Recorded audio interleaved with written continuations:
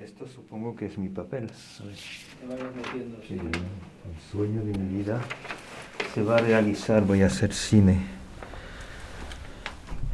A ver, esta es mi cámara. Ahí tengo que mirar.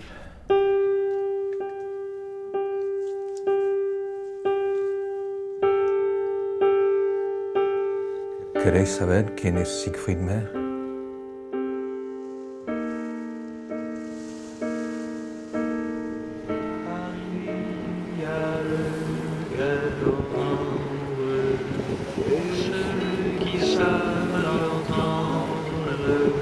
Il bat, il chante, il sous le ciel bleu, sous le ciel gris, il prête sa cadence au rêve. Tengo 77 años y estoy vivo a pesar de haber sido condenado a muerte.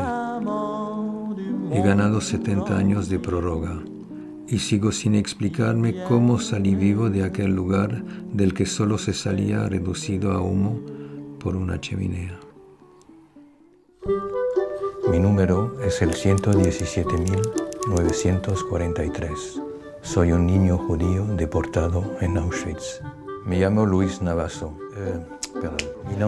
Mi nombre, otra vez.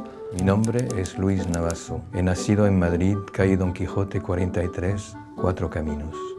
Mi nombre es Jean Siegfried. Soy intérprete de canciones francesas de Boris Vian, d'Henri Salvador, de Michel Legrand, entre otros compositores. Mi nombre es Siegfried Mehr. Soy uno de los creadores de la moda ad-lib y me llaman el rey de Ibiza.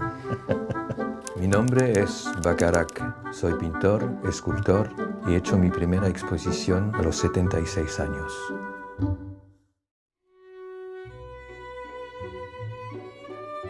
Creo que ha valido la pena.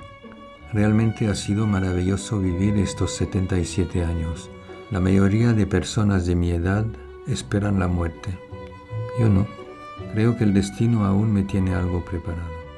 Qué triste, ¿no?